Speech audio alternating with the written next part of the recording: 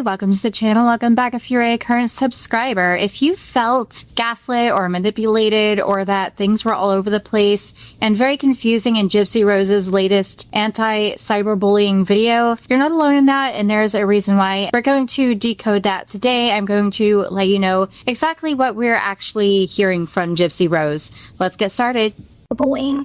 I think that in America and honestly all over the world, we are facing a huge problem with cyberbullying right now.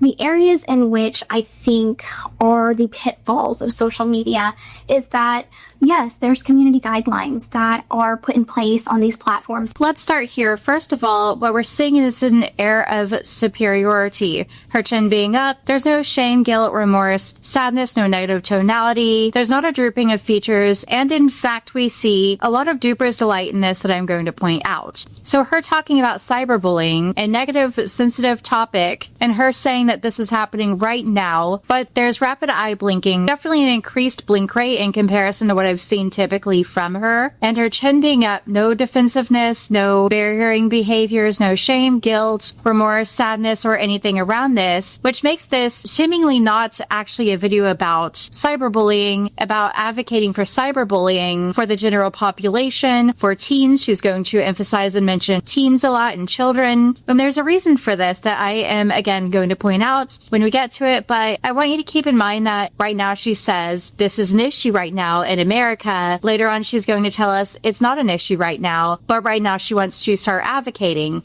that this is supposed to be an advocacy video, when in reality she has a lot of glee and an air of superiority, definitely no negative tonality, no defensive behaviors around the idea of cyberbullying, which is a negative, sensitive topic. Such as TikTok, Facebook, Instagram, X, formerly known as Twitter. So there are community guidelines that are put in place to prevent cyberbullying, harassment, doxing, and what have you. But the problem lies is that there is a local law, there is state laws, there's federal laws. However, if you are in a situation that you're being harassed or bullied from someone in another state, say I'm in Louisiana and I'm being bullied from someone in a different state, there's a lot of referential shifting that you will also notice, or at least I want you to notice within this. It goes from I, we, they, there is, America, society, me, teens, and it's all over the place. It can get very much confusing, and there's a reason for that. She's also telling us right now there are guidelines in place to protect people from cyberbullying. Later on, she's going to tell us there's nothing that can be done. She's baffled by the fact that guidelines on social media have done generally nothing. What we are not hearing that I also want you to know in this video is please refer to your social media's guidelines, your local law enforcement, your federal agencies, anybody you can. Reach out to resources to get help, and please make sure that you're not participating in this. She is not directly telling us those words. In fact, in most of this, she's telling us this is pretty much useless. No one's going to do anything to help you. Talk to yourselves or your family because nobody cares. And that's essentially what she's saying, because she does not directly refer you to resources. She does not directly tell you go to your local law enforcement, that they can do something. She's not advocating for that. She's not telling you to reach out for help. There's also a ton of eye accessing, and that's when people look up here, or when it's more emotional downwards, most of the time. Looking up or down, recalling information, thinking about information, calculating something, thinking about what they're going to say next. That is eye accessing, and that's what we're seeing a lot of here. She's not confidently telling us what's going on. And while that's not necessarily a sign of deception, that does not mean she's lying to us. It's certainly not her naturally confidently telling us, you need to stop participating in this. You need to reach out to people. She's saying there are guidelines in place for protection, and then later she tells us those are essentially useless. Okay, my local law enforcement will not know how to handle something that is a federal situation. And that is, I think, the biggest pitfall that people face when combating online bullying. The amount of people that I have seen personally myself be able to say such heinous and horrible things online with little to no reprimand by these companies or social media guidelines. It's disturbing, and I really feel like this. There's a bit of duper's delight. She mentions that there's her local law enforcement and they essentially, again, cannot do anything about the problem. And then she mentions by these companies and social media guidelines. Now saying that social media guidelines are set there to prevent the issue, but they are not actually doing that. These companies are not actually backing her on, or anybody on, what's going on as far as cyberbullying goes. And she has this emphasis around this, but a lot of eye accessing, thinking about what is it I'm exactly trying to say here? What should I say here? What am I going to say next? And her chin is up. There's an air of superiority. Her not feeling submissive, defensive, sad about this. There's no anger around this. And there's occasionally the tug of the lip, her discomfort around some things, but not around this being a pitfall. No anger or disgust around this being a pitfall, a problem where nobody's facing repercussions for cyberbullying. She's not saying that. She's saying there are these companies and social media guidelines that are not backing what's being said. There are horrible things being said online and there are no repercussions for that. Again, not advocating for stronger guidelines, not advocating directly for you to reach out to people and to report people. She's not telling you to do that. She's just saying, essentially, it's useless if this is what you're planning on doing. She then backs this up with defense of herself and other people. Again, not in advocacy of what has been happening. This becomes, everybody does it. Nobody's perfect. And we're going to get to that. But right now, I want you to focus on all of this eye accessing she's having to do. Her not telling us to go to people, to report people, just her saying, if I'm in this state and you report someone from another state, law enforcement's not going to be able to do anything. And with this air of superiority, her sitting up, her chin up, and no negative tonality, but instead glee and occasional duper's delight around specific instances. And this tells me that this is her saying, look, I'm going to get away with this. There's no point in going to local law enforcement. And most likely, I'm going to say allegedly, but most likely from what we've seen is she's referring directly to the fact that people have been doxxed online and certain creators are telling others, go to your local law enforcement, report this, do something about it, actually advocating for you to go seek help. And she's saying that's not going to do anything. People are going to get away with it. I've seen people get away with it. And she's not actually advocating for you to go report and do something about this. There's also emphasis, this eyebrow flash you'll see around people have been doxxed. There's emphasis around that in particular. It has happened a lot lately. These companies, these guidelines, these officers aren't going to do anything. So good luck. And this air of superiority with her chin up, this is what she's actually telling us. This is an issue that does not get talked about enough. And it goes beyond me. It's not just me that I am, speaking about this on. Time and time again, I have seen friends go through it. I've seen Ken go through it. I've seen my family go through it. And the level of just shit that they have to deal with when just living their lives. And a lot of people are really just kind of There's glee in self-grooming behaviors, her tucking her hair behind her ears, as she starts to discuss the things that her family and friends have had to go through. A level of glee and not annoyance, disgust. We're not seeing her raising of the lips in disgust and contempt. We're not seeing her glabella furrow downwards. That's that muscle there. We're not seeing annoyance. We're not seeing a narrowing of palpable fissures around her eyes. No level of annoyance. Her chin goes down when she's talking about specific instances, but goes back up when she's listing this level of things that people are going through. There's seeming glee around this. There's not contempt around this or annoyance around what her friends and family have had to go through. With the self-grooming behavior, her seeming nervousness around this, because it's not her looking good for the camera. She's not focused on that. Her eyes go away from the camera, avert from what she's talking about, and her seeming annoyance around this. She's trying to control her emotions, trying to control this level of glee that she has around this, and again, make this appear to be a advocacy video and not actually a video telling you that there's nothing that can be done. So if you report her or say anything about her, it does not matter. Local law enforcement's not going to do anything. So let's get down to the nitty gritty of it right now. So for me, I can speak on my own personal experience. I have a criminal history. And with that being said, there are certain I guess you could say, opinions and certain things that I have to deal with as, number one, a felon, number two, on parole, currently on parole, getting off of parole in about 2 weeks and 6 days. But the duration of my parole, the amount of bullying and harassment that I have had to go through is insane. Everything from people reporting me to my parole officer, and these are false reports, which I will make a separate video explaining the conditions of parole, and how all these people are. Again, we see the glee appear when she talks about these alleged false reports, people saying that she's been drinking and going places and doing things she should not be doing on parole. And she says these are false reports, but there's glee around this. Duper's delight, and this emphasis with the eyebrow flashing and the forehead creasing. We're not seeing glabella furrowing upwards, the muscles again between your eyebrows there going upwards. We're not seeing that, any indications of distress around any of this, which indicates that this is potentially not what's actually taking place.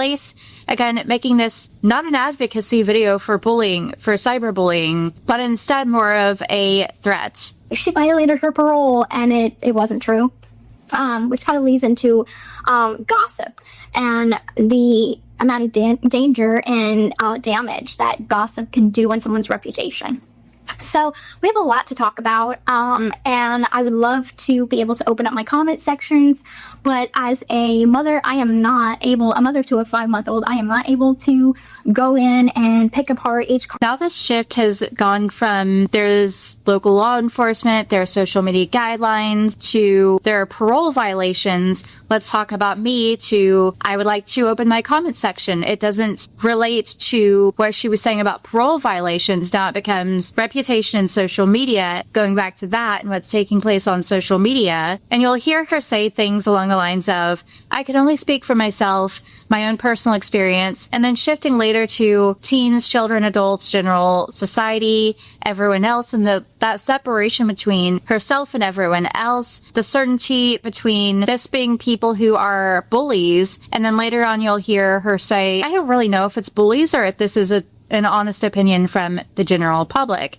So again, just some things verbally she expresses that I really want you to focus on. There's a lot of jaw shifting, a lot of mouth shrugging, and especially a lot of Duper's delight, a lot of her smiling and glee because these people are going through things and she's getting away with it. A lack of annoyance, disgust, and contempt where we should see it. And this air of superiority, her chin out, there's no shame, no burying, no remorse, no negative tonality, no sadness around anything anyone's going through, and she's not truly telling you to go turn to other resources. Comment and approve and delete, that's just way too much. I don't have that much time.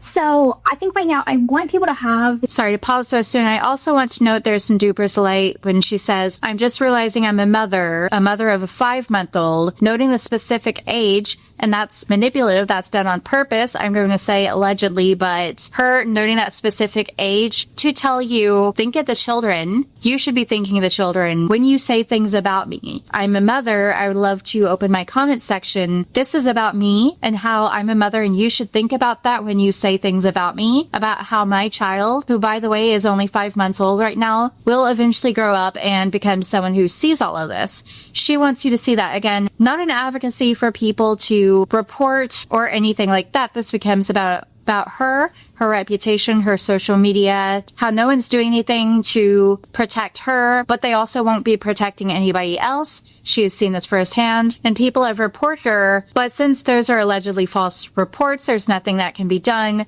So stop reporting her. Don't turn to resources. Think about the children. Think about my child. I'm a mother. About everything that's being said will eventually come back to her daughter once her daughter grows up. And she has stated online and in interviews ways she's going to deal with this, sitting down and talking to her daughter and seeking therapy. So now in this video, we're seeing this becoming a problem and everybody else should take accountability for it. She does not directly say, I should stop doing this. And we're going to get to that. But just this emphasis on specific things where I've seen this, I've done this. There's doxing. By the way, don't go to your local police. There's nothing they could do. And then the self-grooming behaviors, her turning away from the camera, Not in eye accessing, though she certainly does a ton of that, but her aversion to specific things about just now a mother of a 5-month-old and her tucking her hair behind her ears there, this nervousness around this, an increased blink rate throughout this video than what I've seen in other interviews, as she can't just tell us, look, you need to report this. You need to go to authorities. There must be something that can be done. We need stronger figures, stronger leadership, stronger laws. We need to advocate for this. We need to prevent this. She's saying you can't prevent it. And again, this air of superiority around all of this glee, the duper's delight, her smiling genuinely in a lot of this when she's talking about what people are going through. Not annoyance, not disgust, not contempt, where we should see it.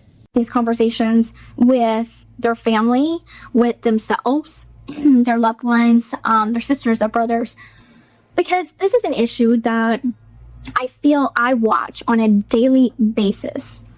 And there's some distancing language here. I feel like I watch, not I have watched. There's a slight jaw shift around brother, and her head goes down. As she says, brother, she looks down. There's some aversion to that. It's most likely because she does have a brother who wants nothing to do with any of this, just from what I know. But she says that people should talk to themselves, and her hand goes over her mouth, blocks her mouth, her neck goes back. Things we should see in other instances where she's uncomfortable, where she should be expressing discomfort around what her friends and family have gone through, what she's seen online, and how horrible and disgusting people can be in the comment section. I am baffled at how little could be done in the moment, or even at all, to prevent and have repercussions on the bullies.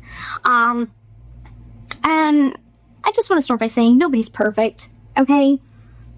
I think that. So now we see chin touching, this increased nervousness and lack of confidence around saying she is allegedly baffled. We don't see a widening of palpable fissures there instead of a narrowing. Her honing in on baffled, and she really emphasizes that with that illustrator there. I am baffled, though she does not indicate that she actually is non-verbally, with the widening of palpable fissures, forehead creasing that we've seen in other areas of this video when she was emphasizing things such as doxing. Instead, we're seeing chin touching and her going into this mode of lecturing people and telling them that she's baffled by the lack of repercussions, when in reality, non-verbally, she's not expressing that she actually is baffled by the lack of repercussions, and instead most likely is glad that there are no repercussions. She says in the moment, right now, that's very important to her, what she's doing right now and what's taking place right now. And then she lines up a level of defense, which makes it even more logical for her to be burying there, her hand on her chin and her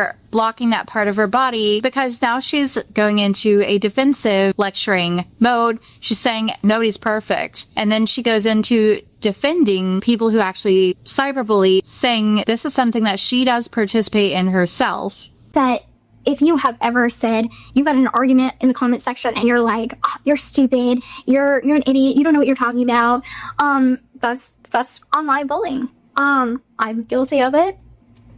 I'm sure you are too. Nobody is perfect. The point is, it's not a matter of if we are guilty of it or not.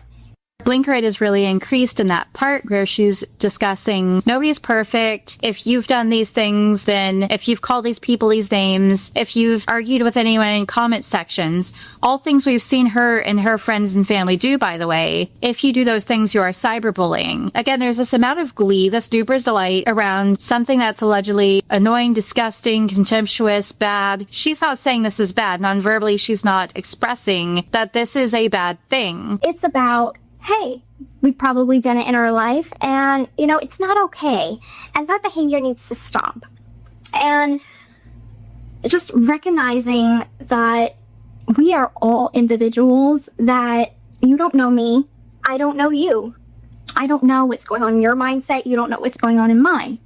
She's turned away from the camera a bit more here, this aversion to just telling the audience what's going on. Now, I've said before, this doesn't always mean someone is lying. This indicates a level of nervousness. She's eye-accessing a lot, so she's having to come up with really what she wants to say here. And a lot of what she puts out verbally is not making any sense, and is a bunch of referential shifting and separating herself and others and categorizing people. And again, not expressing contempt and disgust and annoyance around this being an ordeal, this being an issue. Hard day. I don't know if you're having a hard day. So with that being said, you never know someone's mindset and what their breaking point is, what they can take, what they can handle. So many cases I've been kind of looking at are teens and individuals who suffer from depression.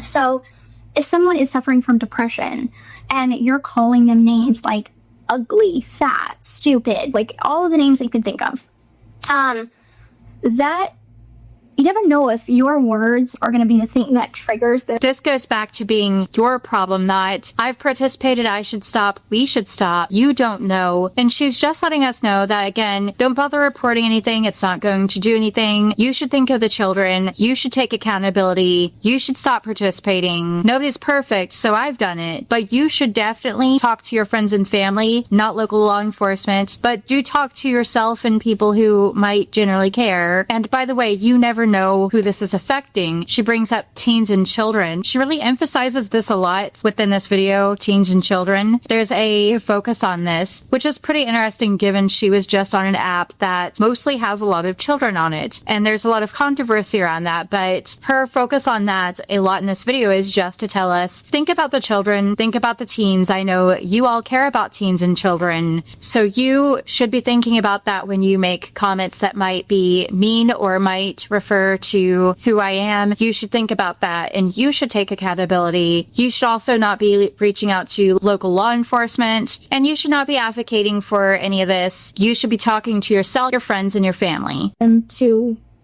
do the unthinkable and unalive themselves, potentially unalive themselves. You don't know that. So the words that you say could have a huge lasting impact on someone's life, someone's mental health. You have more power than you think. If someone is like, I don't let the comments get to me, I don't look at it. You do. You do. Everybody does. Everybody does it. And it's so hard to know if these are the honest opinions of the general public, or if it is just keyboard warriors that want to hate, as they say, haters. Her chin is a bit lowered now. We're seeing what we should, again, have seen in prior instances when she's allegedly advocating for people, when she's saying that people have gone through things.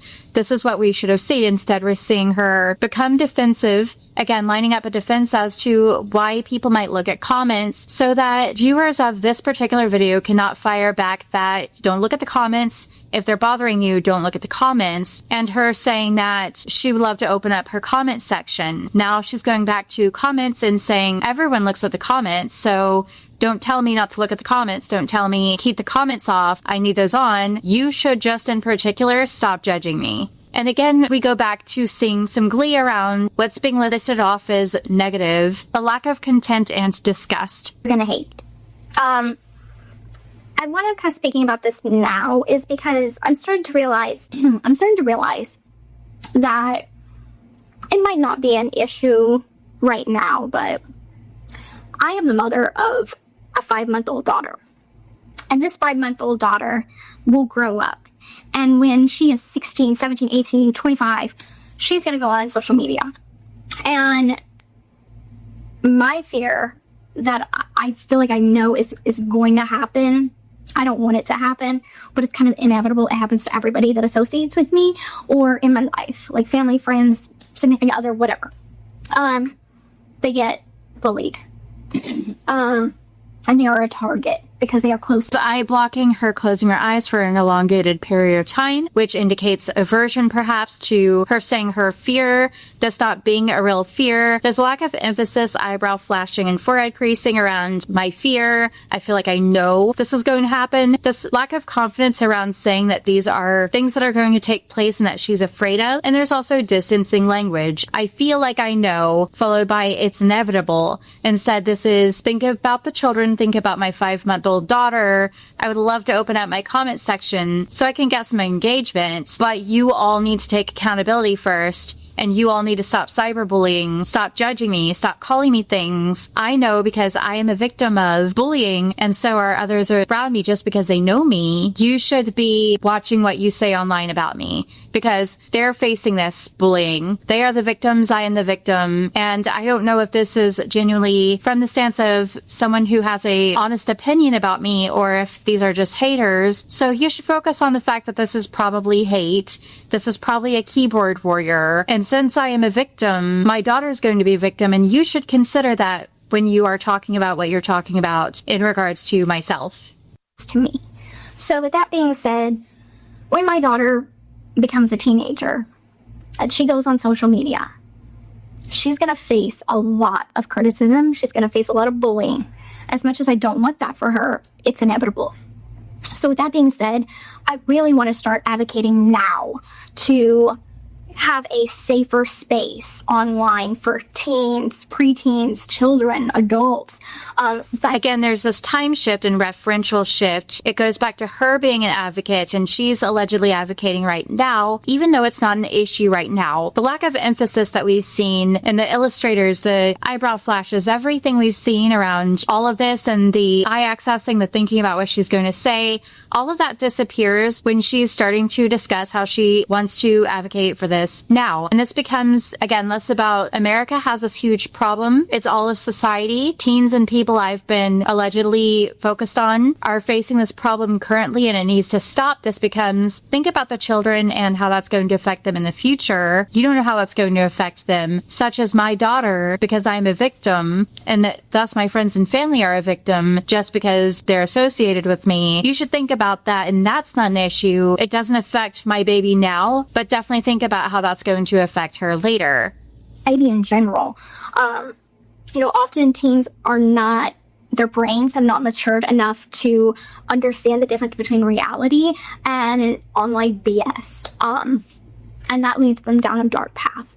So, number one, there needs to be this greater, broader awareness about. So now this becomes an annoyance and actual contempt and disgust, narrowing of palpable fissures, raising of the upper lip, and chin jutting there as she says that online BS. This is online BS. Whereas verbally she expresses in other instances that she's not sure if these are truly haters, but they are cyberbullies. People are cyberbullying. She herself is one. And this annoyance at this being online BS and not around things that were specific to cyberbullying, why she listed out, we should see annoyance and anger, disgust, contempt, a lot of nonverbal cues that this is not right. And instances that she lists out verbal insults, she lists out that her friends and family are going through it, that Aurora might face it. There's no annoyance around that, but there is around the words online BS, her focusing on this definitely being about haters and all of it's untrue. Taking accountability for the words that come out of your mouth or the things that you type and the level of impact that it has on someone else's life. Secondly, there needs to be a broader conversation about local, state, and federal laws and how they kind of intermingle with each other and are able to connect better. There has been situations, and I can speak from my personal situation.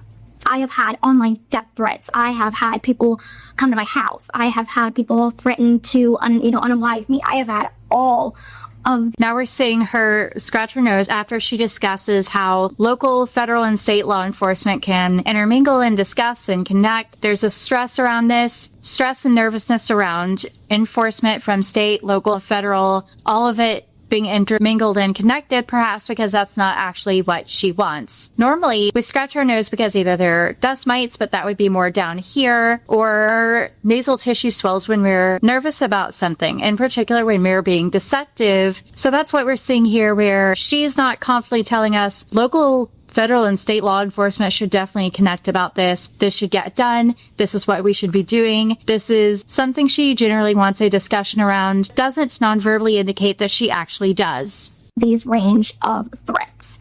And what can I do? File a police report? Okay, where does that go from there? If these online threats are coming from someone in a different state, there's little that law enforcement can do. And I feel like they just don't have the understanding of where to take it from there. You can make a police report. Again, she's going back to, you can make reports about things, but it's not going to do you any good. This glee around this duper's delight, this tucking her hair behind her ears, as she mentions again, someone in another state. And all of this being particularly interesting because recently in her Lifetime show, Life After Lockup, she calls the police and reports a lady from her own state who had gone by her house, but now she's facing potential reports from other people. And while she has herself focused on reporting things and on her local law enforcement, she's telling others, what is that going to do? They're not going to do anything. Don't report. Don't do that. Especially if you're in a different state.